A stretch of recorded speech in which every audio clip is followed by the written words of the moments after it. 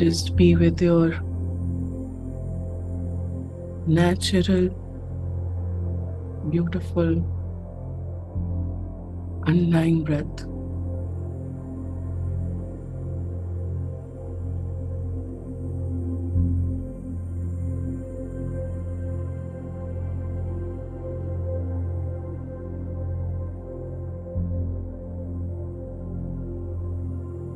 Simply connect with your heart and let go of all illusions that do not serve you.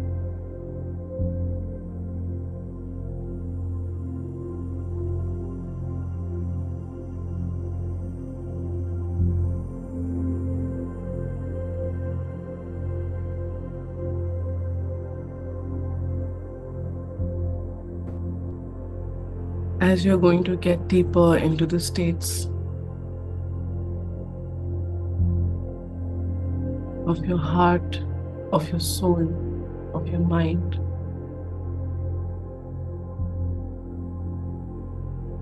leave all your thoughts out of the window.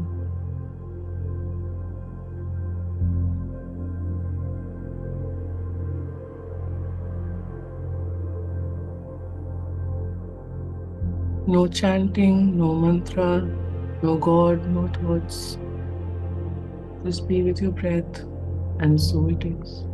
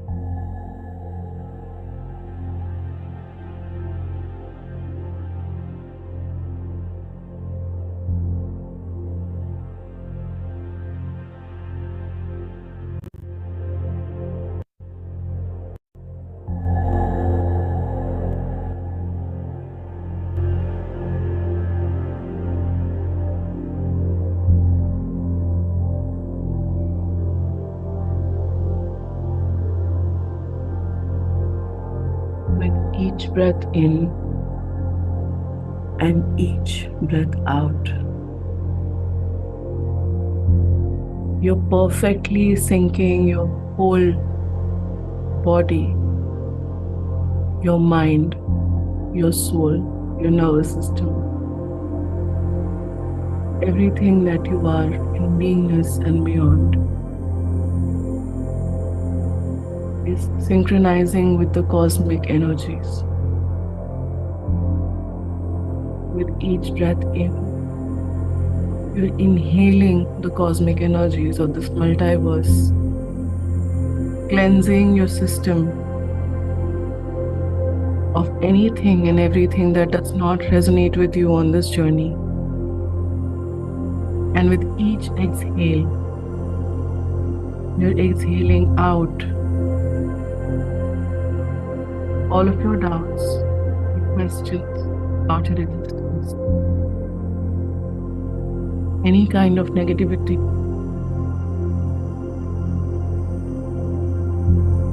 that does not serve you.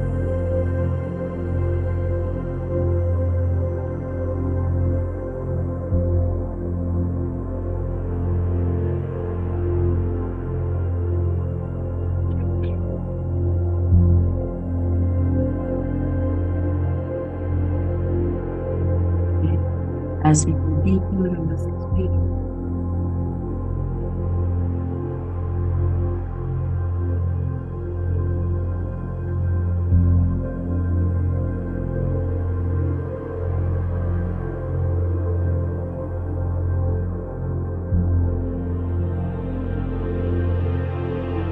surrounded by the most benevolent energies.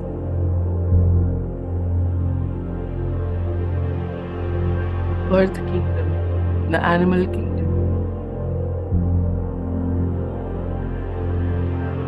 that surround us today, to take us into a deep healing and a transformation within.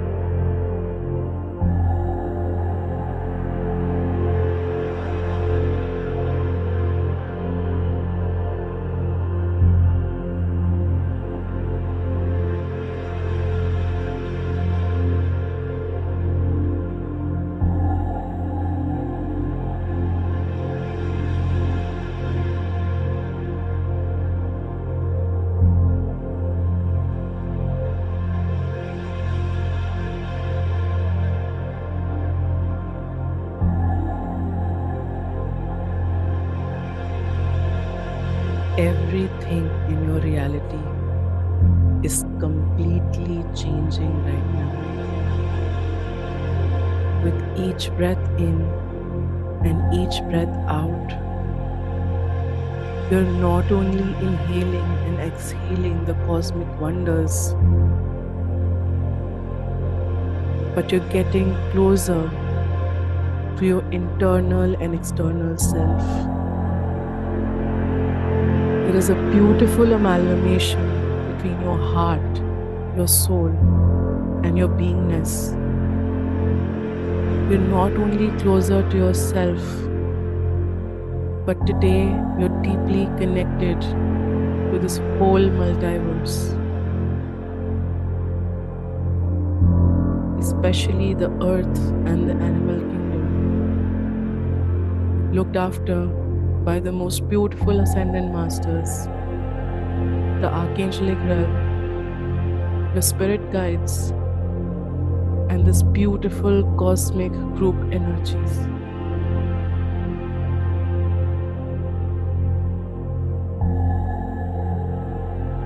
Bringing our heart to a state of gratitude, let's continue to meditate for the next 10 minutes. Just being one with the breath, no thoughts, no chanting, no mantra, no God, and whatever that does not resonate with our path and our soul plan. You are what you're seeking outside. You are the whole cosmos and the multiverse aligned within itself, and so it is.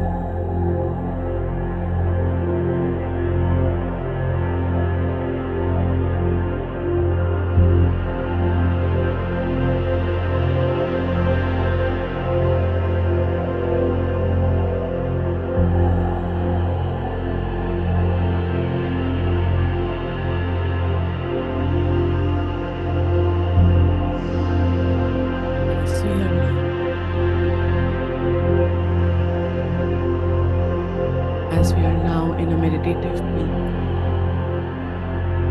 Just completely unwind and let go of all that does not serve you on your path. Last 5 minutes, please do not open your eyes and just be with your breath. Simply be with the energies and let go.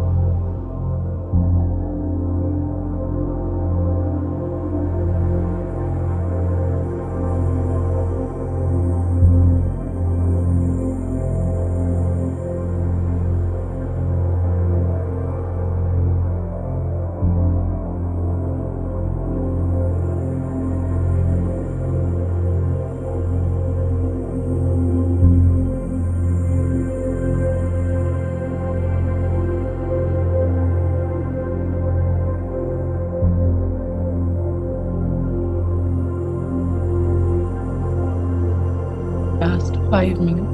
Do not open your eyes and just intensely.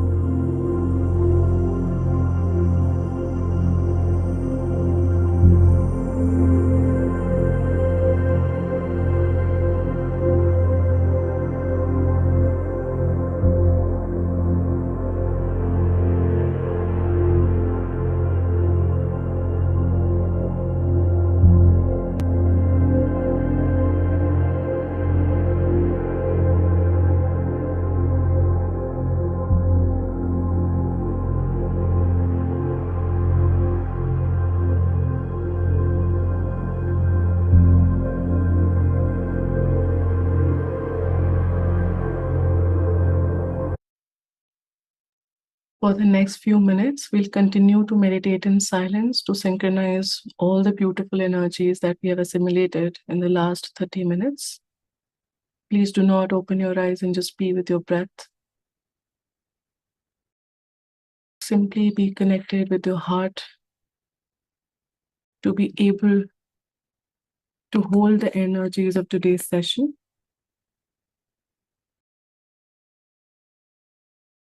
Last 4 minutes.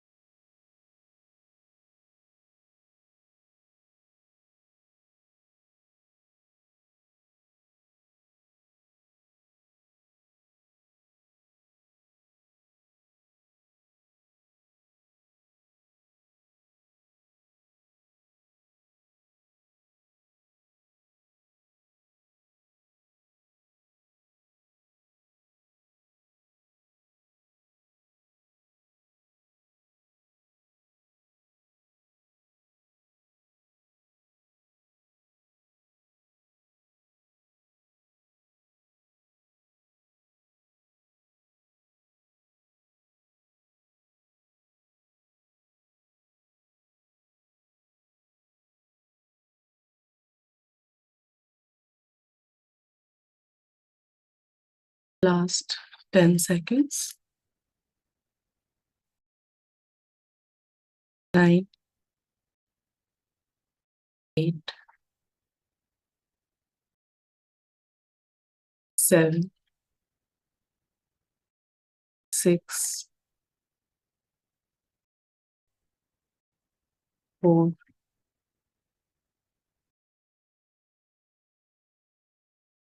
3,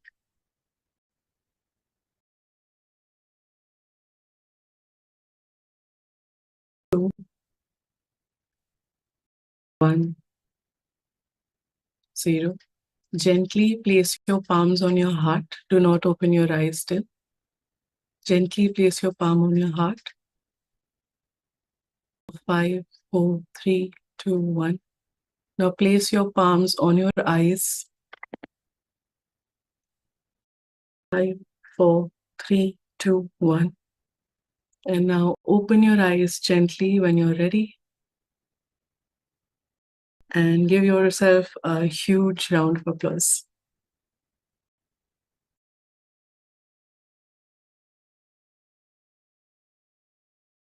Thank you so much for the meditation today. And over to the hosts now.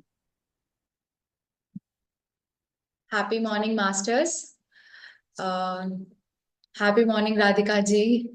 I have met her in Dhyana Mahachakra during December, and she's such a beautiful soul and down-to-earth person. And I'm so happy to have you in this session, actually.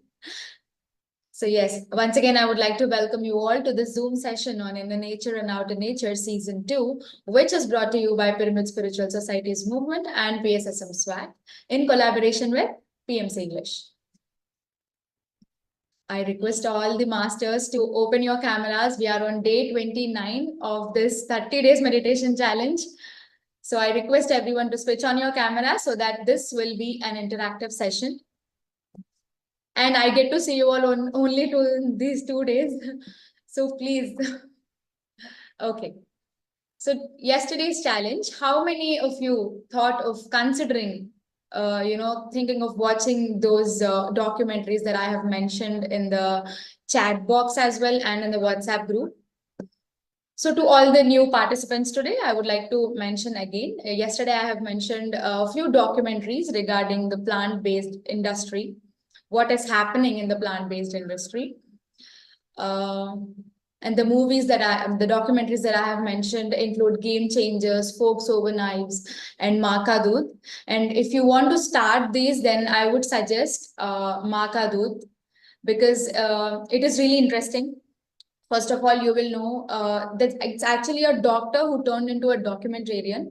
He embarks on this, journey across India to uncover the, dark reality, what is happening in the dairy industry.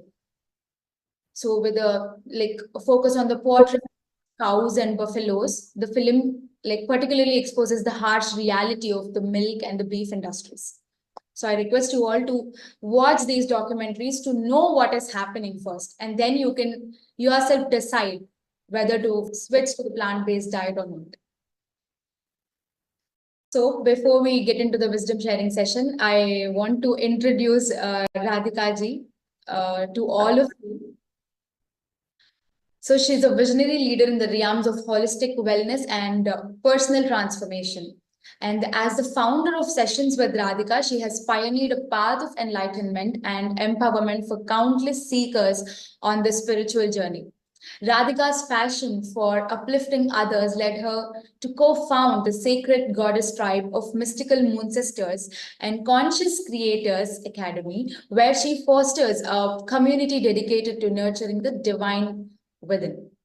Collaborating closely with her soul sister and mentor, Patri, Radhika has co-created the groundbreaking Certified Quantum Crystal Practitioner Program, empowering individuals to harness the transformative power of crystals for healing and growth. Beyond her entrepreneurial ventures, Radhika is a pivotal member of the core team of PSSM Global, where her insights and expertise contribute to the collective elevation of consciousness around the world. Renowned as a motivational speaker, mindset rewiring coach, and energy intuitive medium, Radhika seamlessly blends ancient wisdom with modern techniques to guide her clients towards profound breakthroughs. Her multifaceted talents encompass channeling, pyramid mastery, tarot counseling, dowsing, conscious writing, and poetry, creating a tapestry of healing modalities that resonate with the soul's deepest longing for truth and liberation. So I would like to ask everyone to welcome Radhika ji on this transformative journey of self-discovery and empowerment. Over to you, Radhika ji. Thank you so much, Shamini. I think you introduced me better than I could have introduced myself. So I think I'm going to use this introduction everywhere now. So really, Really happy and really pleased, and I'm feeling really blessed to be here. Thank you, Yamini, for such a beautiful introduction, and to all the amazing admin team of Inner and Outer Nature for doing this putting up this great show. And we're already on day 29, and I think I see excellent progress, because during the group meditation today, I felt a lot of energies. The group energy was so high, and everyone was very dedicated. Even if someone meditated for just 5 minutes or 10 minutes, I think they were into the whole process of what they were doing. So I'm genuinely very happy to be here today. And yeah, let's get into the topic right away, because there's so much to share, and I'm very excited to share all that I have to share with you all. So I'll share my screen quickly. So please let me know if it is audible or not.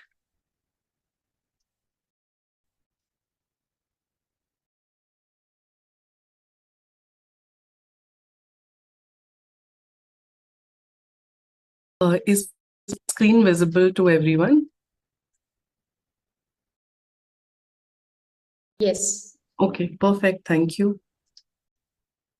So our topic today is exploring energy vortexes and connecting with Archangel Ariel. This is a very close topic to my heart, because it brings in a lot of fun today as to what we're going to share. So let me quickly do it without any further ado. Just a moment.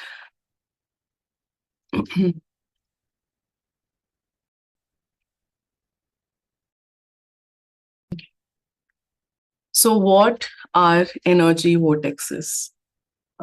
Before we delve into the natural vortexes or the depths of what they are, just a simple basic introduction that they are spiraling energy. But before we get into that, we have to understand a term called the concept of ley lines. What are ley lines? So many believe that a grid of earth energy circles the globe, connecting important sacred sites such as Stonehenge, the Egyptian pyramids, and the Great Wall of China, and many other, into a straight line. They are all connected. So those are the ley lines. That grid, that energy that encircles the globe are the ley lines. Okay. So if one were to place all of these sites and the other sites on a map, a curious thing occurs. And what is that? Many of them can be connected by a straight line. So these are the ley lines that we were talking about. All of these important places on earth, these sacred sites, can be pointed on map like they are on a straight line, that they're not up or down. Many of these sites are just on a straight line. So where these monuments and sacred sites specifically built at those locations by ancient people with lost knowledge of unknown earth energies, especially strong along these ley lines. And energy vortexes tend to occur at critical intersections of ley lines, which are straight lines that connect sacred sites around the world and align with the earth's electromagnetic energy. So Earth has an electromagnetic energy. Long back, NASA had found that, so Earth has a torus. We'll talk about the NASA's discovery later. The Earth has a torus, like a big magnetic field around it, and it's radiating some electromagnetic waves. And it is one of the most, how do I put it? Let's just say that it attracts all sorts of energies to its womb. Earth is that kind of a place. And that is why there is such a huge play of light and dark on our planet. That there are energies which might be very gray, there are energies which are very dark, there are energies which are very light. Now the point is, all of these energies are very important, because if there is not one energy present, the other won't work as it should moving forward. So how is all of this information, that Earth is electromagnetic energy, or there are ley lines, or there is whatever happening on the vortex? So how is it all connected to energy vortex? So in natural sciences, a vortex is simply a swirling mass of earth, water, or air. Let me change the slide so that everybody can see. My bad.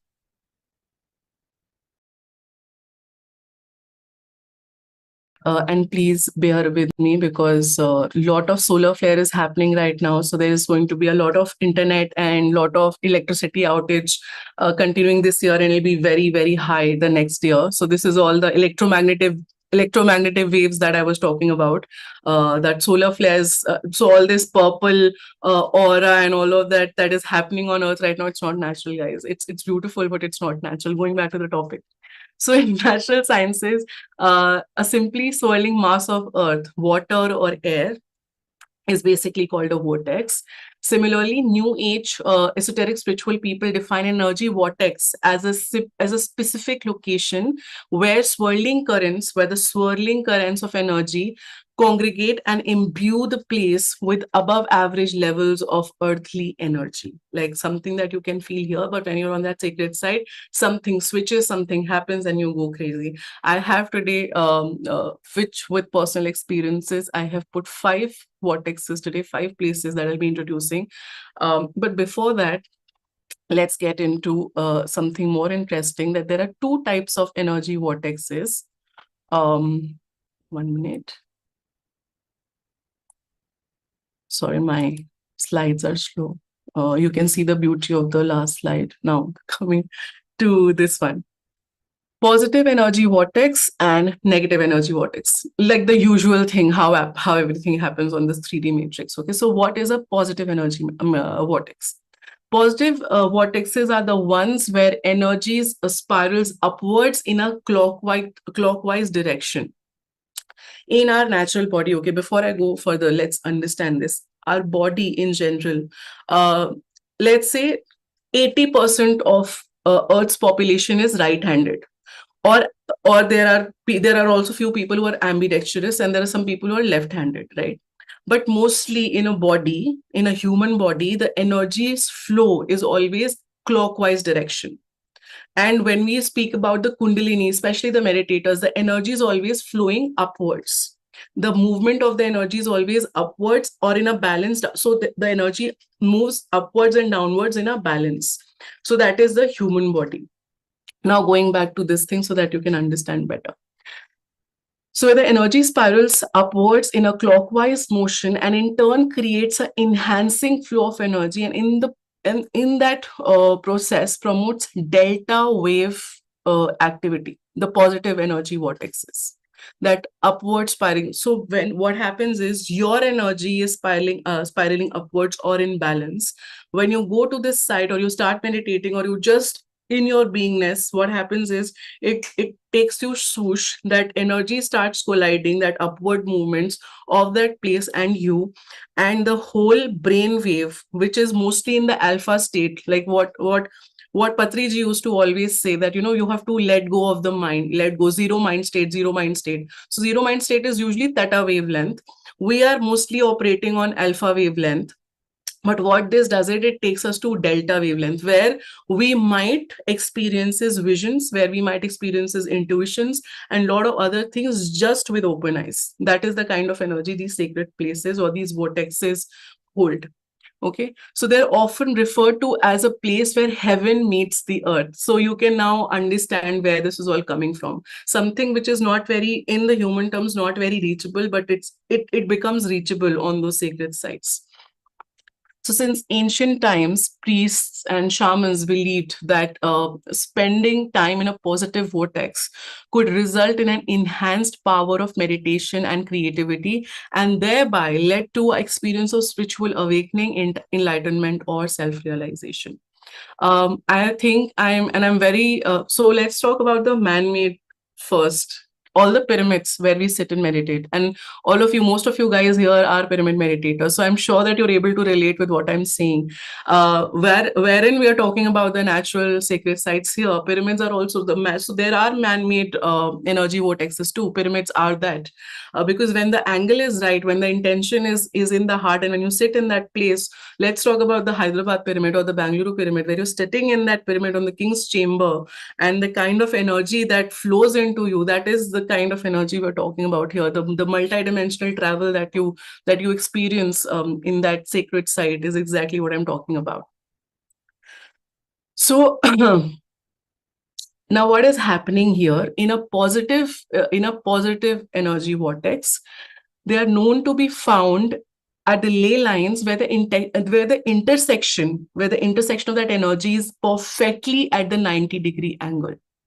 at the 90 degrees angle. Okay, so ley lines are straight lines connecting ancient or prehistoric sites, also meridians that connect the acupuncture points of the earth. So when these places appeared on earth or were constructed by the ancient people or the extraterrestrials, as I would put it, sorry. So let's say on our hand, like for example, if your gut is not very healthy, I'm just going to be very simple, like, very simple in this, because whoever is watching this should understand. So let's say this part of your hand, when you start pressing this, if you're feeling any kind of gut issues, if you're feeling gassy, if there's some digestion problem, this point and this point, when you are, pressing it, I'm just trying to, put two and two together, that gut starts to cleanse. So these are called the acupuncture points. Similarly, these positive energy vortexes, when on earth, let it release all the harmful toxins, everything that does not resonate with it, because we keep giving it a lot of garbage, we keep giving her a lot of trauma, we keep doing that. So these sacred sites are kind of the protection that earth always required. So they are doing their work. No matter what we are doing, they will keep the earth's acupuncture points working, and it will keep the earth free of all the toxins and whatever garbage we are giving her. So that was the positive energy vortex. Negative energy vortex. Before I get into this, please understand, when I say negative, I'm not trying to scare, create fear, or tell you that something bad will happen. But understanding scientifically, I think we have to understand that there is, with the good, there's always bad in human terminologies. With the dark, there's always light. Both very important. So these are also very important. Negative vortexes are the ones where energy spiral downwards. Now it's going downwards and anti-clockwise. Just the different part of it. Is it bad? In certain terms, yes. But if you were to see a human person, especially when I'm talking about women, the menstruating woman, the energy flows downwards during the menstrual cycle. So does a woman become a witch or something very bad on that day? No. In fact, everything is perfectly normal. But what happens is, that time, that downward flow of energy is actually grounding her. Or at any time, if you're down and that their energy is going downward, it's just creating a balance. Understanding from the human perspective, now getting back here, just try to relate the two. So when this downward energy is happening, or the anti-clockwise motion is happening, it tends to create a draining or depleting energy. That is why women are told to rest the most during her menstruating time. But with meditation, of course, things do change for us. So hence they interfere with the energy centers of the body, or the chakra system, the 12 meridians that we have in our body, the main chakra things. And it is also believed to cause, mild health issues when we go to negative energy vortexes. Negative vortexes can also create emotional issues or nightmares or depression, because it is located at a place where, now understand this, there are lot of lokas, there are a lot of dimensions. Okay, Earth is a third dimension, moving towards the fifth dimension in consciousness. Now there are dimensions below the Earth also. So the negative energy vortexes, what they do is they're connecting to the lower lokas or the lower dimensions, and that is why the energy here starts depleting. Now, this is not really connected to women, but yeah, they do that. But they're also creating a balance, because if there were no negative energy vortexes, the positive energy vortex would not work the way they should work. Because when there is something that needs to be understand on the human psyche, when there's something needs to be protected, the superhero thing starts activating. So it's similar with Earth. Just understand that way. So these energy vortexes, the negative ones, they are usually created where the ley lines intersect at an angle other than 90 degrees. So they're not 90 degrees, they're other than 90 degree. And in Germany, researchers have identified negative vortexes with the crossing of Hartmann lines and water veins or subterranean faults. Such areas are contaminated and hence disruptive to the human body and best avoided. So exactly, now again, no, not creating any fear or anything, but this is just how the earth works. Now moving forward to the most 1 minute, let me change the 5 most powerful and mysterious energy vortexes. You can just see here, starting from Mount Shasta, Pyramid of Giza, Kasar Devi Temple, the Kailash, the Mount of Kailash, and Pushkar Temple, the Brahma Temple in Pushkar. Okay, so going forward to Mount Shasta first. So this is a door to 2 worlds. Okay, why would I say that? So there's a lot of legend and mystery around Mount Shasta. It is said that when people enter that place, like when people are in that premises or a little away from it, they start to feel tingles, and there's a lot of experiences that begin to happen. And why is that? So there are a lot of legends and mysticism surrounding Mount Shasta. The first inhabitants recorded date back as far as 7,000 years ago, but it is thought that it was even before.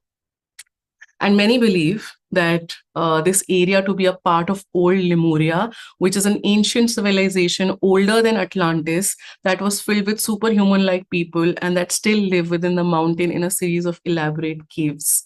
Now the point is, when you go to Mount Shasta, I don't know if that place is still accessible. There's a place in Mount Shasta that you can literally like people, if you know about the book Telos, it talks about that. So there is a veil kind of a place on Mount Shasta. You can literally touch that and you can feel that energy. And it is said, when if you're able to cross beyond that veil of energy, it starts with Lemuria. And there are 2 worlds existing within the earth, and Mount Shasta is said to be the gateway between Lemuria and earth. So when we say that there was Atlantis, that there was Mu, that there was once Dwarka, that there is Lemuria, it all exists. That there is some Shambhala somewhere on earth. Like how Mount Shasta is called as the gateway of Lemuria, Mount Kailash is said to be the gateway to Mount Shasta. So, and also very interestingly, Mount Shasta is known as the root chakra of the earth. That it's holding the lower energies. It's upholding the root chakra, from where the spiraling energies towards the Kundalini awakening happens through root chakra. So it is the root chakra of Mother Earth. Moving forward, by the way, a lot of sightings has also happened for a lot of people in Mount Shasta, where they saw those superhuman-like creatures. Coming to the Pyramid of Giza, I think most of us are very, very, very informed with the technology or the information of pyramids. So I don't have to get into the nitty-gritties of what a pyramid is. It's a beautiful sacred geometry, of course. But why is Pyramid of Giza a very beautiful energy vortex, while when it was so-called grave of a lot of pharaohs or the kings of Egypt? The fact to understand is that it was never meant to mummify the pharaohs. Those were different pyramids. Pyramid of Giza was built by extraterrestrials. So this picture that you see is very recent. This pyramid once had a white cascade. I couldn't find that picture. I'm very apologetic about that. But this whole pyramid had a white cascade with a golden top. And it was constructed in such a way that everything was so symmetrical that today's machine and tools could not have done it at such a precise thing. You couldn't have hammered those bricks. They were so precisely placed. That white cascading by no means could have been done with the kind of technology we have even today. That golden top that was kept there, it was said to be such a huge magnetic force that it used to attract the cosmic energies directly to earth.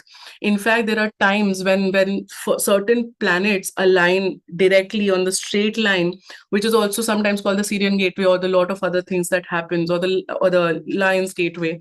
Those align in a certain way that the cosmic energy on earth is the highest. Now, to understand that if the modern day technology tools cannot have constructed something like this, and we know that it is man-made, it was never naturally occurring, it's something that was constructed after earth started existing, and it has been standing there like a beauty that it is for such a long time. it could have been done only by the ancient Egyptian people. Now, if those people of Misr, so Misr also, Egypt in itself is a mystery, because it's in Hindi or in Sanskrit or the Arabic term, it's called Misr. Misr also can be referred to as a mystery. So those people in Miss, those artisans or whatever, do you think that they were so talented or something that they could have done without the help of? So now, if those ancient people were not extraterrestrials, who they were, because the kind of technology that has been put into this place is something unnatural. It's unbelievable the way it has been constructed.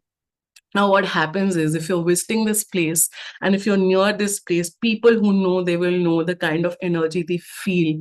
Because again, as I said, it's in a straight line. Pyramid of Giza is one of the energy vortexes on the straight ley line along with the other ones. So then the magnetic field here is very different.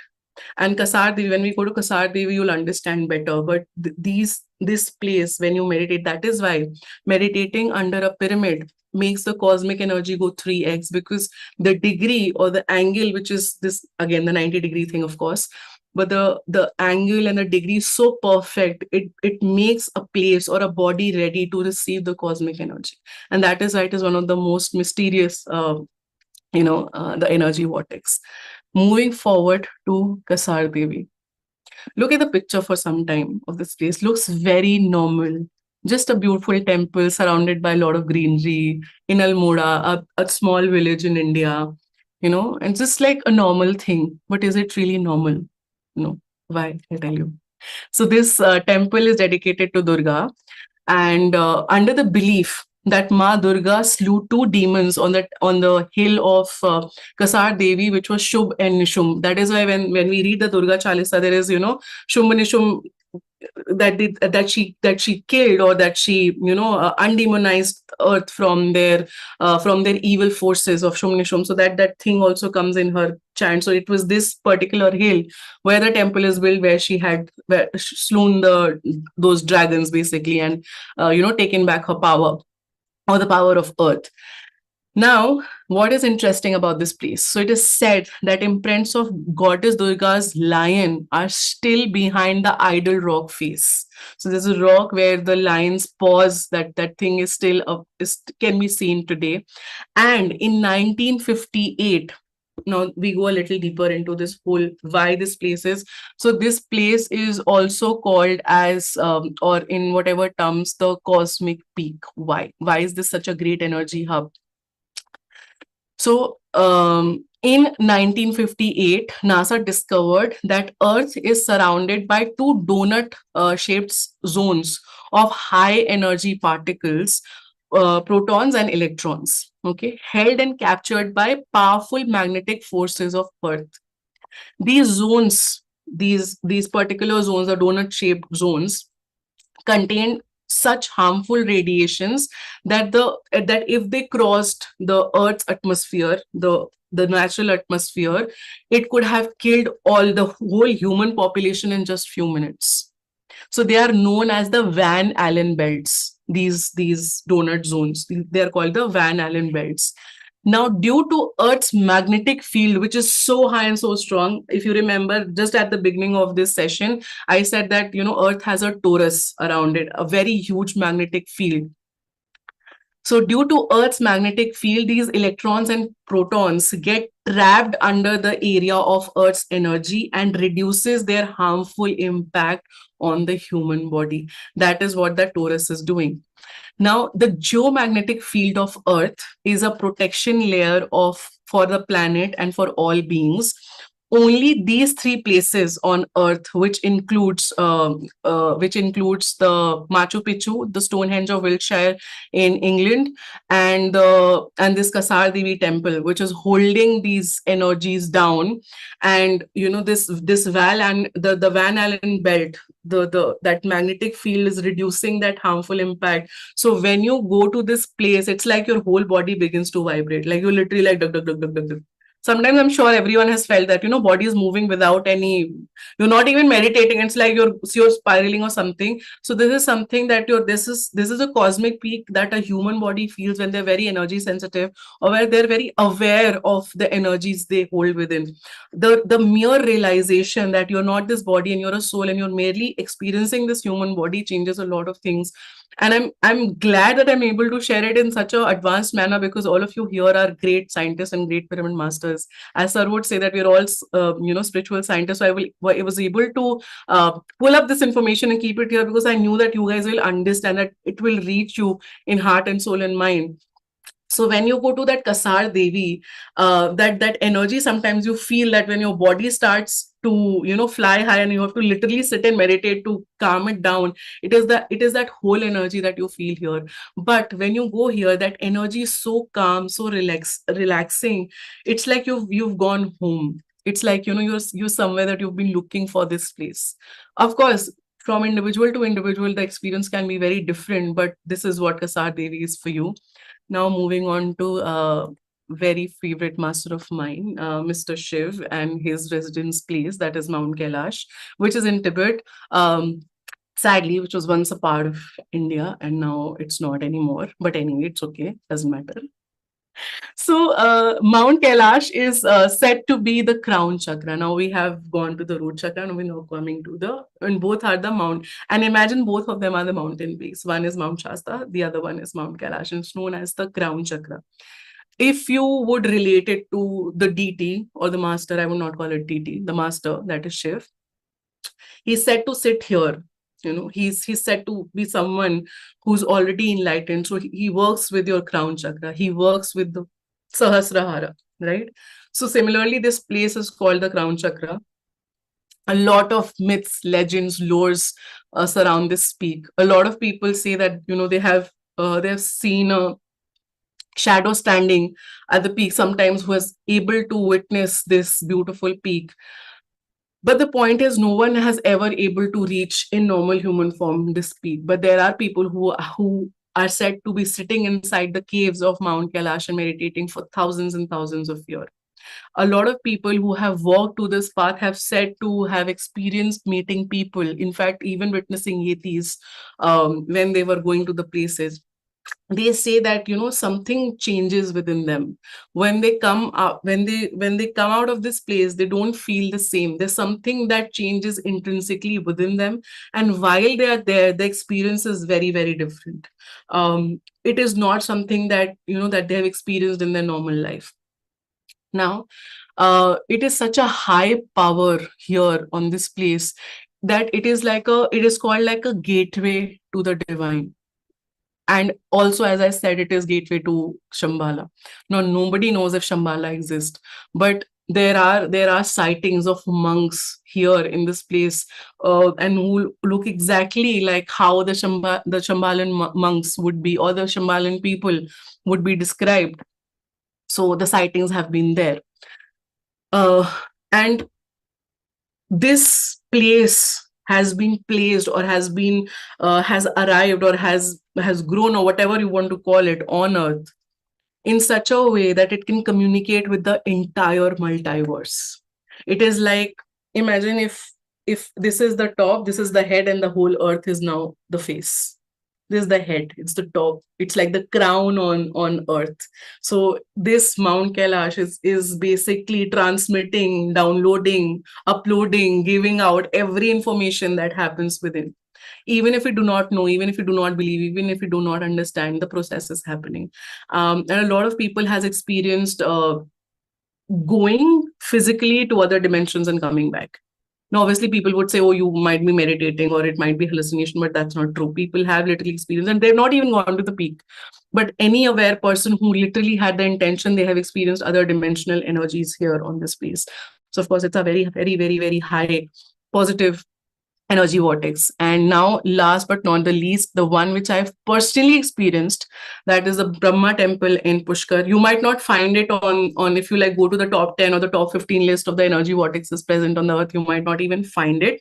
But it's one of the highest energy centers on earth, said to be the only Brahma temple existing on earth. Of course, a lot of people might have created some, but there's still very few. But this is said to be the first and the only one. Now, while a lot of myths surround this, that Brahma was cursed and this and that is why there's only one temple and that you cannot worship or whatever. But the original story, if you go to this temple and if you talk to the priests over there, who are, by the way, very interested in telling you the whole story, and now I'm just removing all the religious aspects and I'm just sticking to the spiritual ones. So they would tell you that when a creator creates, there is a lot of image of him or her or whatever that energy is, like you, me, and everyone else. It's like that, there are so many images or the mirrors of that energy. But what Brahma believed was that the place of the creation should just be one. It cannot be replicated. This is the source from where everything is coming. So that is why there is no other Brahma temple. It is not because of a curse, but because of the scientific value of what this place holds. Okay, so in Pushkar, this is one of the most important and the most oldest Hindu temple in India. In fact, it is one of the 5 sacred pilgrimages for the ones who believe in the Sanatanis or the Hindu thought form, basically. So this temple is surrounded by water bodies. If you go to that water body, again, water bodies are also energy vortexes. If you go to that water body, you will feel such a serene calm that you would not be able to understand what hit you. Especially the one which is very close to this temple, that water body, which is also called the Brahma Lake, if I'm not wrong. That gives you a different kind of serenity. Like even if you're walking by that, now it's like, okay, I'm just, I'm leaving everything down. And I'm sharing a personal experience. As a personal experience, it's like you're shedding the old layers. Everything is just going down, down, down, down, down, and you're like in a different place. And if you can see I'm pointing this place, this particular uh, construction within this premises. This is where we sat in a group, we meditated. The moment we closed our eyes, we were, I think, 6 to 7 people together. This is the main temple where, of course, the idol and everything is kept. But this is here, this place is where we sat. We began to meditate. And within just closing eyes, it's not even 1 second, and zoop. And what I see is that the whole temple went down. This is my personal experience. The whole temple went downwards. And that is why I just called it as a portal to the other dimensions or the multi dimensions. Basically, it went downward. I started seeing a very lone figure, like a very high energy figure. I couldn't I couldn't figure out who it was, but the energy was very similar to a master that we've all known for the longest time, maybe forever. And there was a lot of conversation that began to happen during that time. And I kept seeing how the universe was created, how everything was happening. And this was the second time that I have witnessed something like this. And when I opened my eyes, a few people had similar experiences. Some saw some part of what I saw, some saw some other part of what I saw, but all of us were synchronized in what we were seeing. And that was the time we understood, because the whole time it felt like our body was stuck to the ground, and there was some magnetic force holding our body there. We can't pull us. I couldn't even open my eyes for the longest time. Like they were trying to wake me up because we had to go. We had less time. I was not able. It was painful for me to open the eyes because that experience was something all different. In those matter of few seconds or 5 minutes, I knew my body had gone to some other, like the astral body had traveled to some other place, and I could not sink in with the reality of this 3D dimensions. I was somewhere there, and it took me some good few minutes to be back. And when I was there, and I remembered, I still feel that magnetic force. Even if, like, why I'm talking that, I have some goosebumps, of course, because I still feel that magnetic energy. So experiencing something like this, again, Ganges in Rishikesh is another very high energy center, which which experienced personally. A lot of you would have. So when you experience all of this, then you know that when the science was, when the scientific facts were collected, when the researchers were researching, when they were putting this information together, there is truth to it. You might choose to believe, you might choose to close your eyes, but this is the truth. And that is how things happen. Now, very quickly, moving on to our last bit, and I will stop sharing.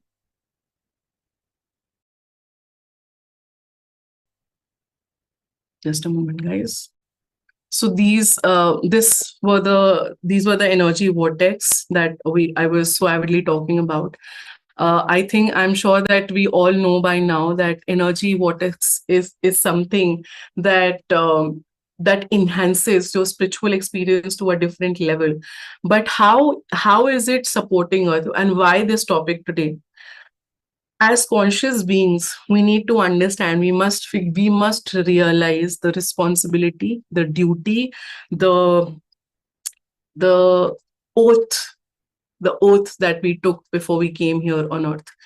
So once I remember, it was a conversation with Patriji, with sir, and he was like, yes, I am the person who decided that there will be crores and crores of angels like you walking down on earth with me to uphold the energies and to uplift the energies of this. And then it strikes that all of that the legions of angels and this and that and all the information that you have been reading everywhere is happening to you in real time.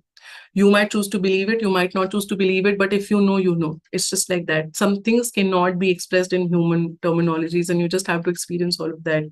So why I'm saying this is that you as a person, all of you sitting here today, including myself, we had some responsibilities. We took a big challenge, a big fun challenge, a sacred challenge, a lot of, or whatever you want to say, to be here in this 3D matrix, to uphold the energies as we are doing today. So as those members, as those, the stewards of earth, we're all stewards of earth. We all are. So that way, when we get closer to the information, to the mysteries of earth, to this Mama Gaia, which holds so much in her womb, in her heart, we become closer to everything that there is. I know I'm running up the time, but just for a few more minutes, because I'm going to be introducing Archangel Ariel. We'll do a quick session to call upon her and, give her a lot of gratitude for all that there is. These energy vortexes are protected by a lot of masters and a lot of high energies that we can't even think about.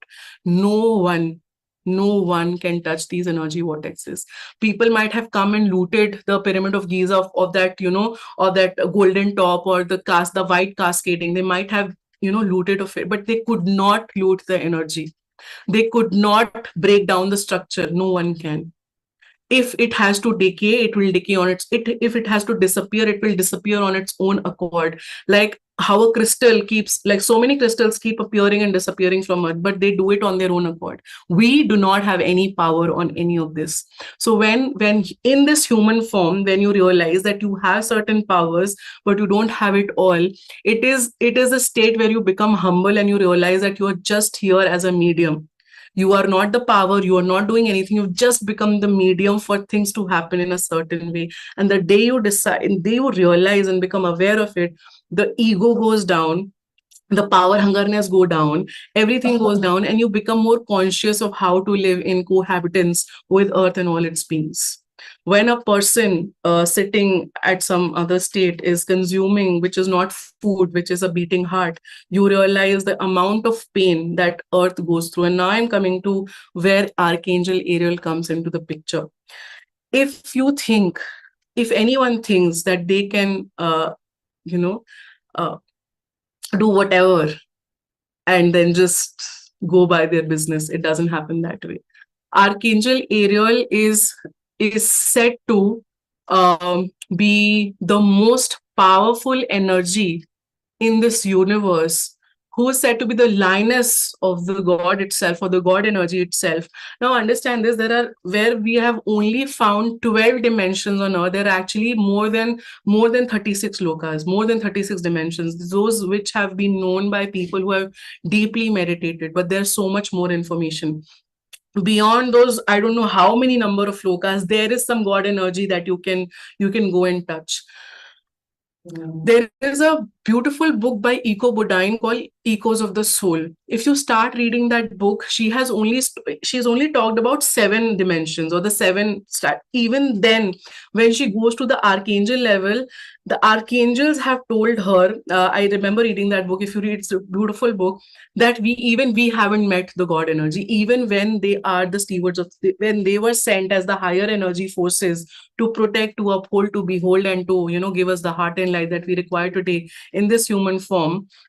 she talks about that even we couldn't reach that God energy. So we are talking about something which is so powerful that we cannot perceive it with our human mind. We'll have to let go of the body, the beingness, the social identity, and everything to at least, even if in one minuscule matter, like one point of the toenail of that energy that there is, we could understand that. And even if it will take a lot of maybe, letting go of karmic debts and so much more to understand what we are really gotten ourselves into. The book name is Echoes of the Soul by Eco Bodine. So this book is not literally anything related to the topic that we're doing today, but I only referred this book in terms of making everyone understand that the kind of power and the energy I'm talking about today, this God energy. So Archangel Ariel is basically that God's energy, or that God's Lioness, who's taking care of earth in all forms. So she is said to be the mother of the animal and the earth kingdom. She takes care of the nature. She's the fire spirit, the earth spirit, the ether spirit, the space spirit, everything inculcated in one. Of course, we're all Archangel Ariel if you are the stewards of the earth. But one energy that upholds and sees everything is her. So her name itself means the altar of the god, or the lion of the god in Hebrew. And there are lot many other spellings how it is spelled, like Ariel, Ariel, Ariel. So Ariel is the name, and she's known as the nature archangel and the angel of manifestation. So anything that needs to be manifested in this reality, it's her. You need to call her.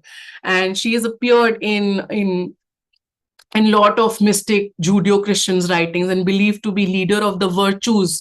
So there are there's a lot of hierarchy within the angels also, in just terms of understanding, of course. So she is the part of the virtues, as the choir of angels, because she sings. It is said that, like how we say that when Krishna's flute begins to play, the birds chirp, the whole earth starts to awaken. So it's similar. It's said that when Ariel begins to sing, the bird starts to, go up. The trees, there are winds, and all that filmy stuff. That is her. When there is a beautiful wind blowing, if you're saying gratitude to Mother Earth, maybe it's her, flapping her wings around you. It's like that. And she's the one who governs the whole cycle of moon, sun, stars, planet, and she is intimately tied to our Mother Earth, and she has a domination over water, nature, spirit, fairies, elements, animals, and plant life. So with that, we are coming to a close of our session. But just to conclude, and we'll quickly go into an exercise. We can give a lot of names to whatever we believe in, whether it is Archangel Ariel, Michael, Krishna, Shiva, whoever is taking care of the earth. In real time, you're not able to see them physically. You can only feel them in energy. So right now, you are Ariel, you are Shiv, you are Krishna, you are that flute, you are that bird flapping, wing singing, whatever. It's you.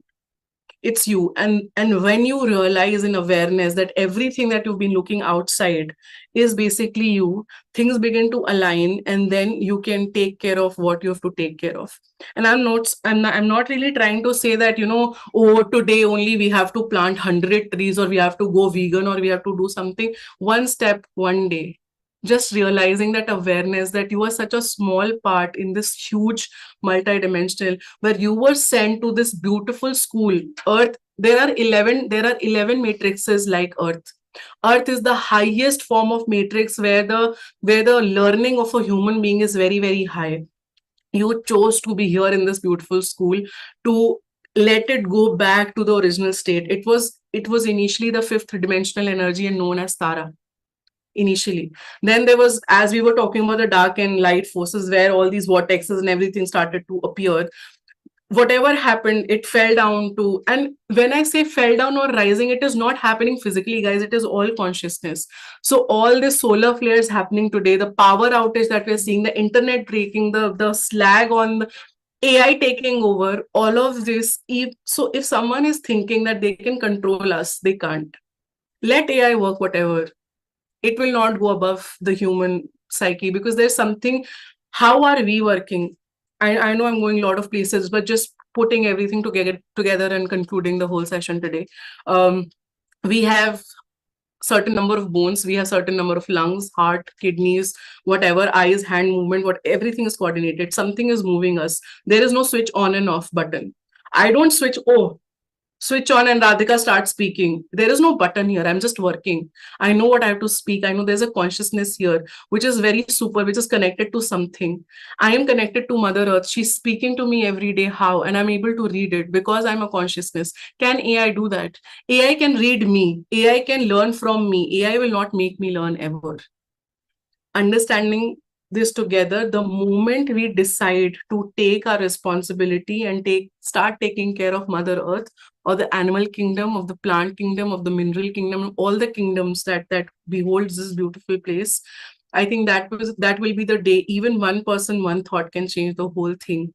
And that is why this whole concept I brought today, to make aware of the mysteries of the mysticism that this earth behold, that how multidimensional this planet is and how multidimensional we are to be here in this present moment. As sir would say, you're very lucky to be sitting beside me and very lucky to be moving, and it is not easy to be a pyramid master. He meant it.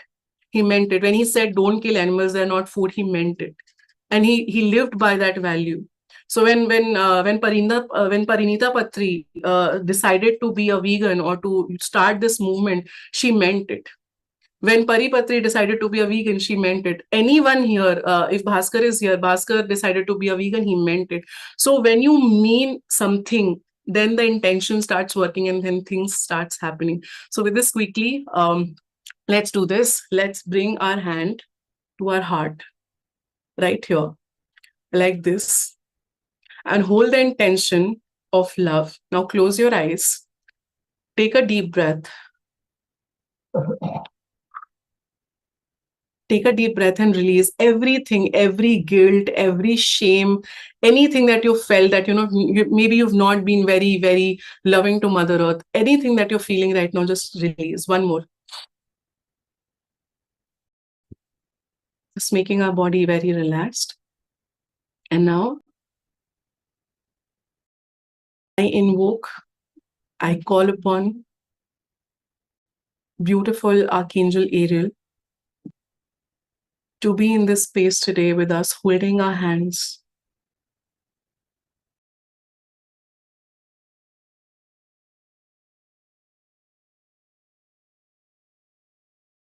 On behalf of this beautiful conscious group, I'm very, very grateful. We are all very grateful for all the beautiful surroundings, this beautiful earth, the beautiful animals, the energy that beholds us, the ground we walk on, the roof we live under, the food we eat, the water we drink, the wind we feel, the air we breathe in. We're grateful for everything.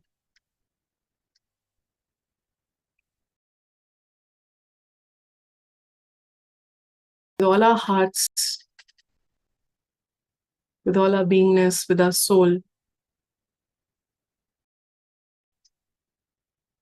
a big thank you to Archangel Ariel and her battalion of angels and all the Sand Masters who've been taking care of us, taking care of beautiful Mother Earth and all its beings. Thank you, thank you, thank you. And so it is. And now gently move your hands without opening your eyes to your womb or your stomach, just above your navel. Let this energy sink in. Be in a state of gratitude and love. And now gently open your palms upwards, as if receiving the beautiful cosmic energies right on your palms. Just open your hands, place it down or pull it up however you want to. Just open your palms upwards.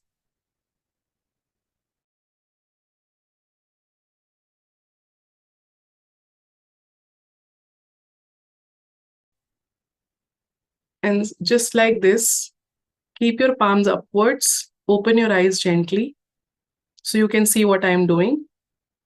Just place your palms like this. Let the cosmic energy be come. Let the cosmic energy flow in. Just feel that energy flowing in.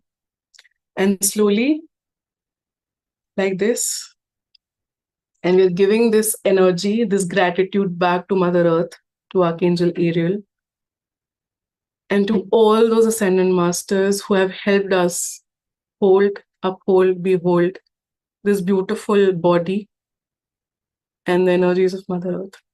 Thank you, thank you, thank you. And so it is. And with this, we are done. Thank you so much for giving me the space to speak, to be able to share what I could share today. And over to you, Yami. Should we do the Q&A now? Should we go into the question and answer sessions? Great. I think you have given a lot of insights regarding vortexes. I think everybody will be having doubts regarding this. Yes. Any questions, masters?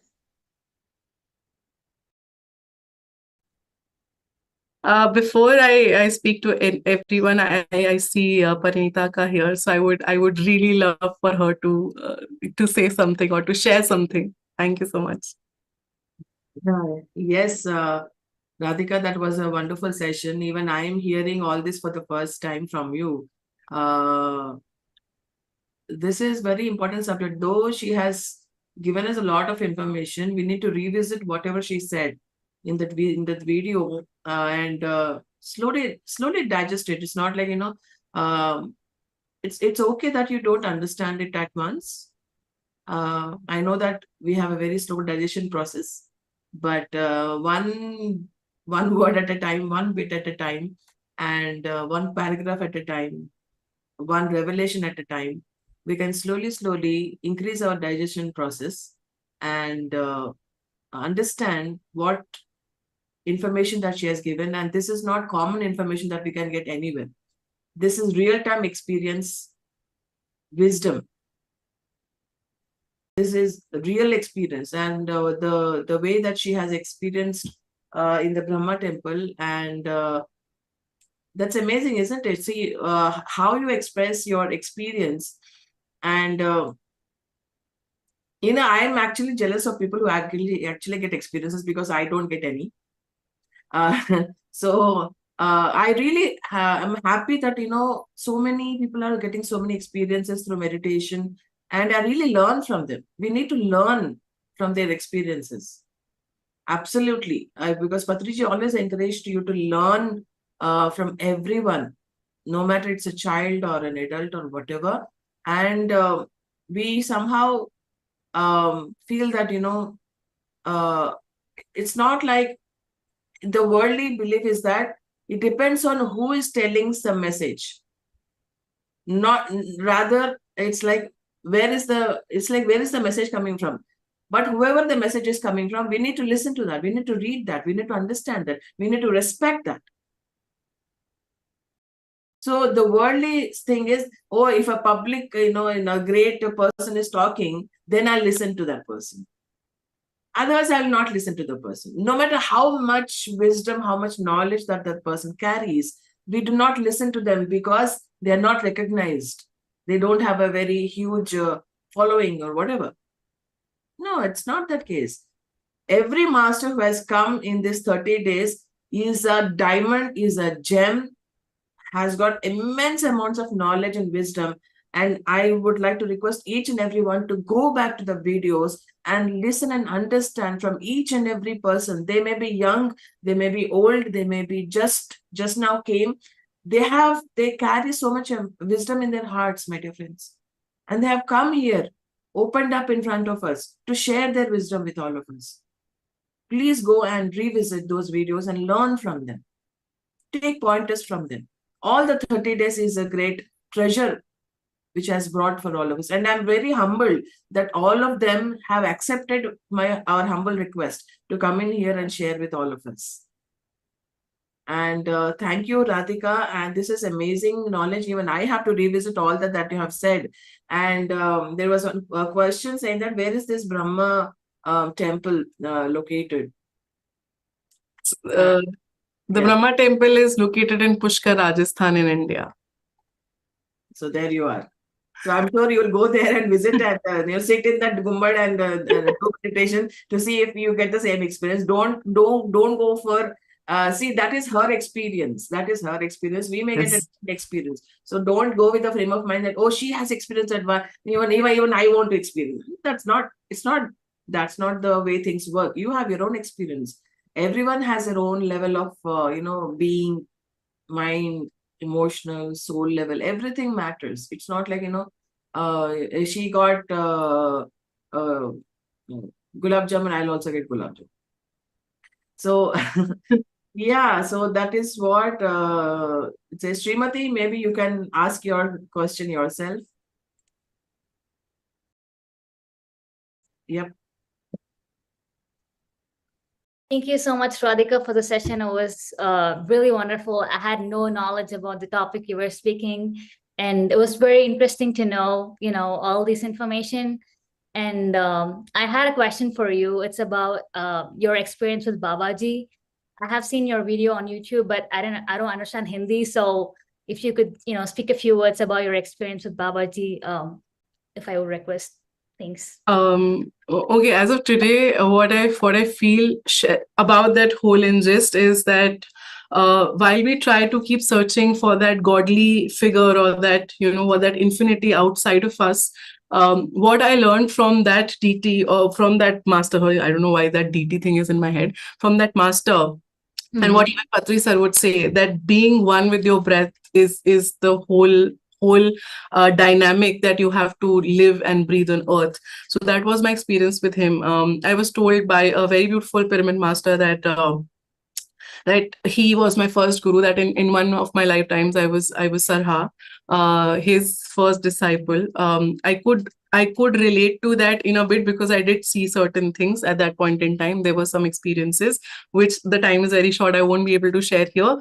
But yeah, in short, I would just say that if you really want to connect with him, you don't have to be something very special. How people will keep saying, that you have to be, oh my God, you have to wear some clothes and do this and do that and this and that. I think meditation is the key. Patriji has given us the most simple, most beautiful foundation, that is meditation. If you meditate intensely, I am sure that you will be able to connect with that energy. So you will have your own experience. Thank you so much for asking this beautiful question. Yeah, thank you so much. I actually read the book Conversation with Mahavatar Babaji. I think there was a point about Sarah, your disciple. So thank you so much. Thank you, Srimati. Wonderful. Akka Dimple Channa wants to speak. Yes. Can you please switch on your video or? Actually, no, I can't at the moment. Okay, no problem. No problem. Yeah, so it's dark here. It's nighttime. My dad was sleeping. So thank you so much. I really like whatever you said, and I didn't have any knowledge about it. I just have a question that I heard that the upper part, the head of us, it's Sarhas, is like kind of Shiv Shakti where lives, right? It's our body divided in three things, like upper body is Swarg, and the middle body is earth, and the bottom is the Loka, like what do you call Dimple, it? I'm sorry I'm cutting you short, but your voice is not audible at all. I'm not able to understand what you're saying. Could you please write your question maybe on the chat box, and I can read it from there and I can answer a question. And meanwhile, I can answer someone else's question while you're typing it. Okay, maybe I'm not explaining properly. Okay, my quick question is, if I have somebody or have a knee pain, what does it mean in terms of meditation or something? Okay, if you have a knee pain, what it can mean in terms of meditation. One book for this I can recommend is You Can Heal Yourself by Louise L. Hay, because she has spoken about a lot of pains, a lot of ailments, a lot of disease, that is DIS, hyphen Okay. E-S-E, because it's not a Okay. disease, really, it's just a dis-ease in body. So you can read that book and you can learn a lot. I am not someone who can speak about this right now because it is your experience, not mine. But Okay. definitely that book can help you understand from, how to communicate with your body better and to understand why that knee pain is coming to you. Okay. Sorry, what is the book called again? You can heal yourself by Louis Hay. I'll just put it on the chat. Just a moment. Thank you so much. Yeah. And one more book that you can read is Joy and Healing by Kasar Devi. That's a great book that one must read. It works on all levels. Healing is actually on all levels. And the physical body is just a reflection of the diseases in our emotional body and the mental body. So that is what it talks about. If we heal our emotional body and mental body and master ourselves, then the physical body will be disease-free. So it will be sickness-free. So it's just a reflection. Our body is just a reflection. Knee pain and all, it's just a reflection. And we do not focus on reflections. We could focus on the causes. Let's become cause-oriented rather than result-oriented. So that is what I have learned from so many masters. So focus on how to, they say prevention is better than cure. So focus on that. Focus on the causes rather than the results. So that is what I can say. Akka, Joy and Healing by Torkham. Okay, I'm writing. I'm writing Joy and Healing by sorry. Right. Akka, there's another question. Yes. So how to be free from negative forces? Yes. When we are a host of negative entities, I'm aware of it, but how can we be free and make our aura stronger?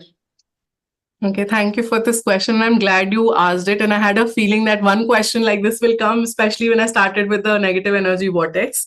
As I would say, one thing is, as a human in this human form, you were born with the good and the bad within. Let's now speak human language, literally. Let's go a little baseline, okay? It is important to be as bad as good. And it is important to be as good as bad. You know why? Because you will never know the importance of the other without being one. And when that experience happens, in that experience, you learn, you grow, and you become who you are today. All of you sitting here today, including myself, we have done our own stupidity in terms of, sir, I know you're a stupid person, sir would say, right?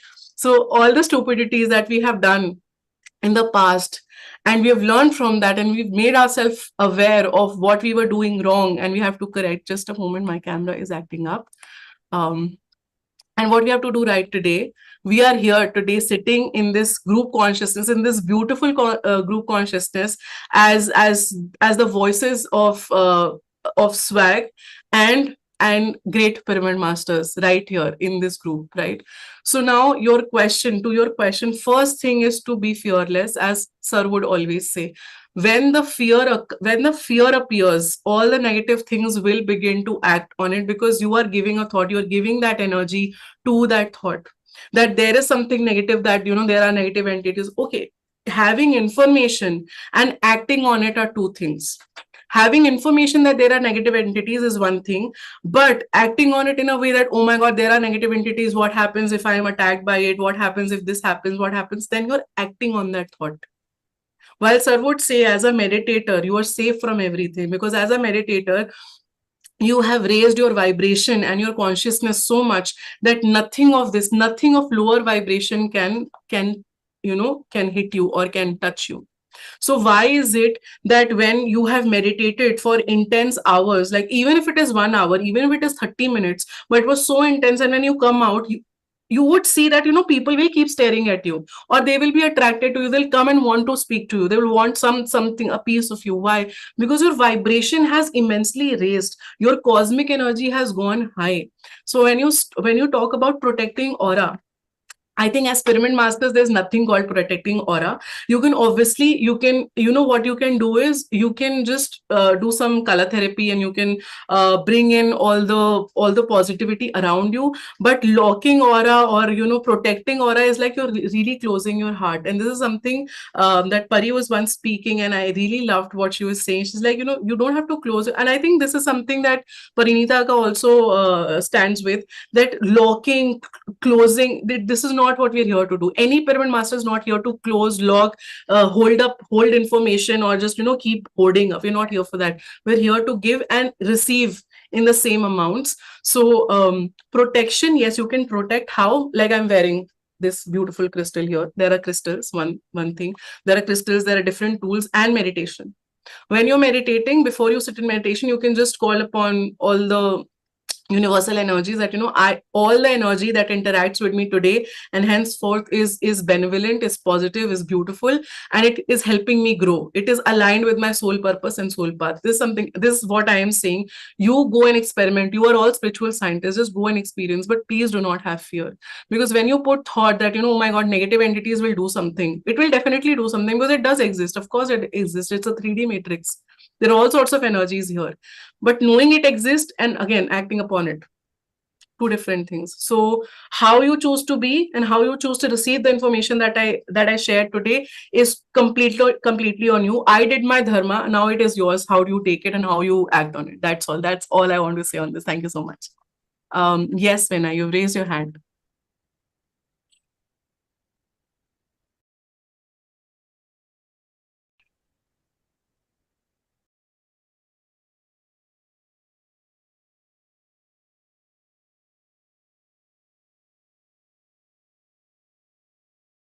Can you unmute yourself? Hi Radhika, good to see you. Same here. My question is, like you have said in your, like for women in their rest period, the energy will be downward or something. So how does it work for men? Like, is it also the same way, or which time does a man will have the downward energy, or how does it work? Okay, that's a great question. Now, womb is something which is not gender biased. Everyone has a womb. And when I say womb, it is the intuitive power that you have within. Okay. So for men, because I'm not that gender, I cannot speak by experience, but I can speak by something that I've read or something that I keep seeing in the men that surround me in my life. Men are also directed by the moon phases as women. Okay. So when women are experiencing their cycles, men are also experiencing their cycles with the moon. So everything is connected with the moon energy here. So that is also again how we come into contact with the planetary energies, the earth energy, with what we are living in, right? So as a woman will go into her downward spiral with the moon phases, it is similar for similar for a man. Now, even for women, it might not be that, like, so it is commonly believed that when it is a new moon, because it's a new cycle, so a woman will start menstruating on the new moon day, and on the full moon day she is at her creative best, so she is at the manifestation power. But for a lot of women it is different. For me, for example, it happens a lot of times that I would actually start menstruating around full moon. Maybe it could be very different for it. So in person, it's a very great question, Vin, and thank you for asking that. You have to start experiencing within your body and become aware of your own energy, that when you are experiencing that downward spiral. Now, that downward spiral is not necessarily negative. The downward spiral means that your body is demanding rest, or it needs more meditation, it needs more reading book, it needs more being one with the nature. When I am on my menstruation cycle, I feel very high energy, but my body is demanding rest. So that time I would meditate more. I would want to go to the parks. I would want to be near a water body. I would want to be with the right minded people who are giving me comfort and calm, that they're talking nice, they're not gossiping around. Just giving few examples from personal things so you can also understand. So you will experience the same way. Understand that gender is again also a human construct in this 3D thing. It's just that we are all same, we are all experiencing similar energies in a similar way. For example, it is believed just that women do not have enough strength to pick up heavy weights. A woman can birth a child. A heavy weight is nothing. I can go and pick up 100 kgs if I want to. It is all about a willpower, how you want to perceive yourself, how you want to be, and how aware of you are of your body is how you will begin to flow. So during that, you can first get aware of the moon cycles, then start to notice how your energy is throughout that period in 1 month, because it's a 1 month cycle. So start observing every day, each day, slowly, and maybe start writing, start jotting down, and you can know when your energy is most depleting. And that is why it is said, so a lot, okay, because you asked this question, I will say why it is said that a woman can't go to a temple during her menstruation, during her periods, or when she is menstruating, is because a temple's energy. Now, temple is not a religious place, guys. Temple is a high energy vortex, where there is a lot of spiritual energy, a lot of cosmic energy, and where you can sit and meditate. Now, that temple energy is like this, upward clockwise. When a woman is menstruating, her energy is this, okay? She could be moving clockwise or anti-clockwise, but her energy is downwards because there is a flow. She's more into her root chakra, and that is why the energy clashes. So it is said it is best to not, at least for the first 3 days, not to enter a high energy premises, because it might drain you more, because there is a lot of, already your body is going through something, and then again the energy clash is happening. So it is all scientific, guys. So similarly for men, it can be the same. It is not woman related, it is energy related, guys. So similar for men, if you're feeling downward energy, you don't have to go to the temple, just sit in the home and or any sacred site, sit at home and meditate. That's all I wanted to say, just in human language, whatever I could explain. So thank you for giving me that space. I hope I answered your question, Vinay. Thank you so much. It was a beautiful session. Thank you. Akka, if I can ask a question, like if time permits. You have all the time in the world. Okay, so as Radhika ji was mentioning, other than Earth, everything is fifth dimensional in this like planetary, Milky Way galaxy, except the Earth. So some extraterrestrial beings or negative forces have set up this, 3D matrix over this 5-dimensional Earth. So you were speaking about this Van Allen belt, right? So is that the Van Allen belt that is, acting as a barrier between this third dimensional Earth and the fifth dimensional energies that are, outside? Not really. So let's just say maybe not. But what I understood of that whole thing was that in this multiverse, there is positioning of how the planets or how the galaxies or everything is positioned. So this is one universe where the Earth exists. So there are multiverses. There are many more universes. So our universe, or the Milky Way galaxy, is also a part of many multiverses. Just one part of it, right? There are so many more galaxies. Now, when we come to that Van Allen belt, now that Van Allen belt is basically like there is a torus around the Earth, and now so imagine, so this is a sphere, and there is a whole torus. Let's say my cup is the Earth.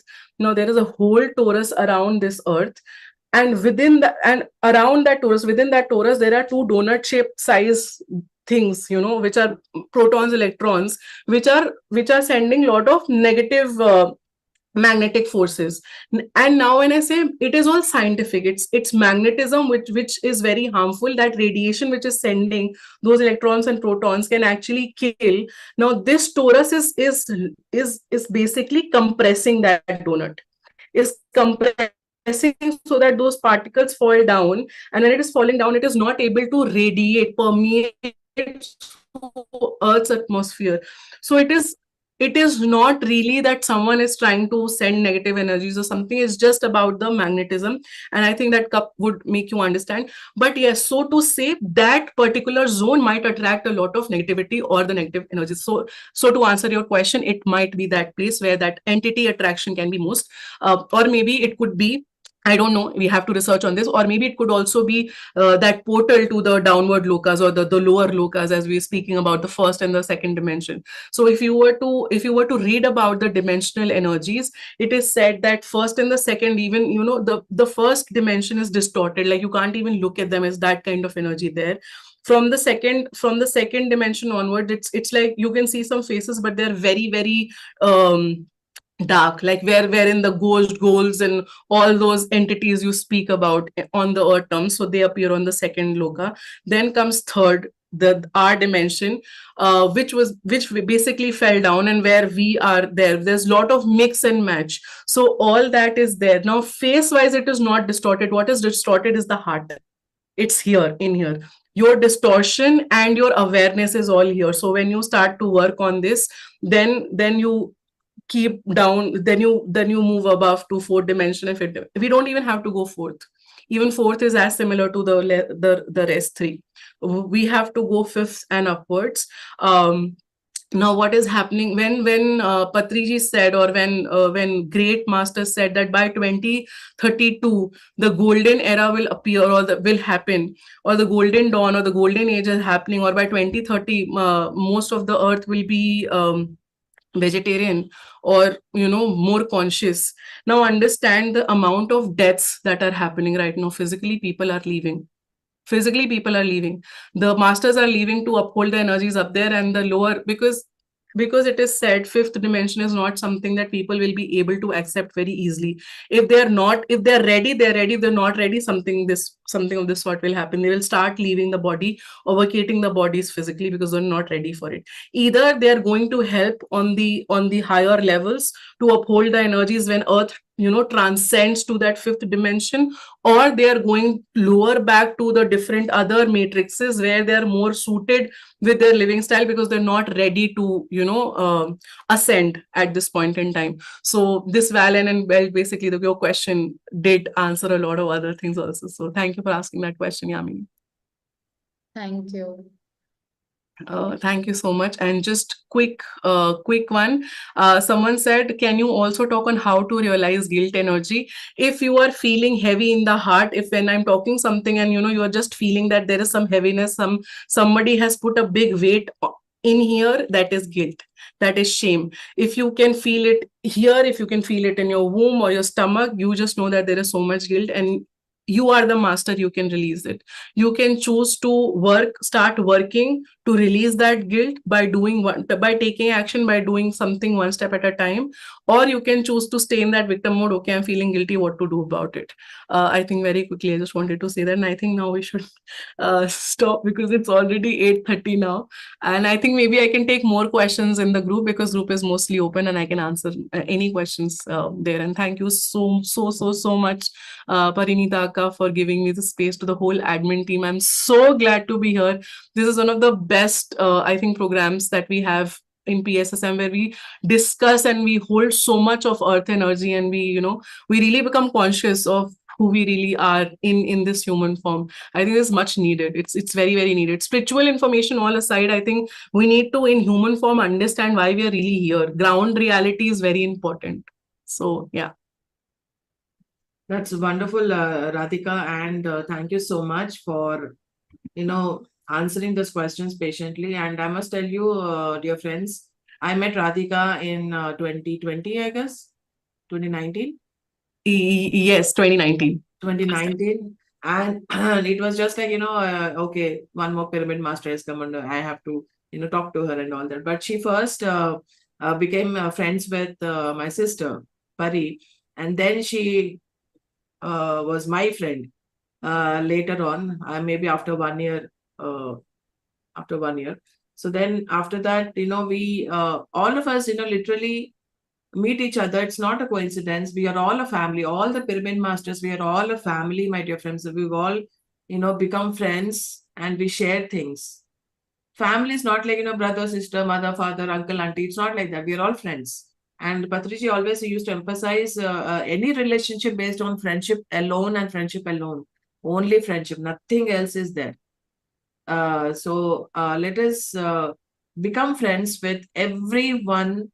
Firstly, beginning with yourself. That is why inner nature and outer nature is there. So firstly, initially, most importantly, become friends with yourself. And then only you can become friends with anybody else. Unless and until you become a friend to yourself, you cannot. Maybe it is temporary. It will go on for a little time, but eternal friendships are something which happens from inside out. Just like Patriji has made friends with so many lakhs of people. How is that even humanly possible? Yeah. So he interacted with each and every person, whether it is physically or astrally. So he made friends with so many people. And that is what real friendship is, because he made friendship with himself. And that is an example that he set for all of us, to be friends with yourself first. But we always tend to look outside. Even though we start meditating, even though do something, we still look for validation externally. We still look for approval externally. We still look for, okay, will they agree with me? Will they dismiss me? Will they see my worth? Here, it is all here. So be friends with yourself, work on yourself, do meditation on yourself, and then you will be able to see that, reflect that on the outer nature. That is why inner nature and outer nature is very important. You reflect on your inner nature, then your outer nature will definitely change. So that is what that we all learn from Patriji. Everything that we have learned, everything that we say is all from Patriji, because he is an amalgamation of all the great spiritual masters who put together, has given us in the most simplest language ever. So let us all meditate. Let us all be responsible citizens of Mother Earth. Let us all be responsible citizens of Mother Earth. Take care of yourself, take care of each other, take care of animal kingdom, take care of Mother Nature. Everything will be falling into place. So my humble urge, my innermost urge, please, please, please be friends with yourself and everything, every living being on this planet. No violence, no interference, no exploitation, nothing. So just be yourself, and just like Archangel Ariel, be that divine energy. Just like Patriji says, my dear friends, my dear masters, my dear gods, be that God. Function from that godliness. What would God do? What would God say? What would God think? Function from that godliness, function from that inner core. And that is when you will master yourself. So I'm sure everybody is wanting to ask so many questions, and please ask in the WhatsApp group so that even others can benefit from your questions. So thank you so much. Thank you so much, Radhika. Lovely, lovely, lovely having you here. We all love you so much. Thank you so much for coming here. Thank you, Akka. Thank you so much. It was a pleasure being here. Thank you, Yamini. Thank you, Vinay, for being such great host today. Thank you so much, everybody. And thank you to the great audience. Thank you so much. Bye-bye. And now it's time for our Swag Yamini? challenge. Yes. So yeah, let us get into the next segment. That is our favorite PSSM swag challenge, which is initiated by our beloved Parnitaka. So today's challenge is very interesting, masters. It is the God within. So as Patriji addresses us saying, my dear friends, my dear masters, and my dear gods, we are all gods and we are spiritual beings having a human experience. And I have been listening to this line since my childhood. We are all gods and we are experiencing this human experience. So let us again get back to the godhood. So to become that, what all steps we have to take? The first step that we take is self-reflection. Set aside some time each day for self-reflection. This could be in the form of journaling, meditation, or simply quiet contemplation. Reflect on your values, beliefs, and the qualities you admire in others. Next, identify divine qualities. Make a list of qualities or attributes that you associate with divinity or the concept of God. These could include qualities like love, compassion, wisdom, creativity, strength, and resilience. Self-exploration. Take inventory of your own strengths, virtues, and positive qualities. Consider moments in your life when you have demonstrated qualities from your list. Reflect on how these qualities have manifested in your thoughts, actions, and relationships. Set intentions. Set intentions to cultivate and embody the divine qualities you have identified within yourself. Choose 1 or 2 qualities to focus on each week or month. For example, like if you want to cultivate compassion, set an intention to practice acts of kindness and empathy towards yourself and others. If you want to learn more about this, then I have given another challenge, I guess on day 26 or 24, I don't remember, but it is in the chat group, WhatsApp group. It is available. All the challenges I'm updating daily. If you want to learn more about the challenges, then you can go through those challenges. Next is practice self-compassion. Be gentle and compassionate with yourself as you undertake this challenge.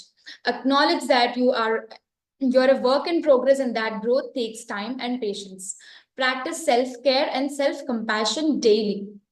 Mindfulness and presence. Practice mindfulness and being present in the moment.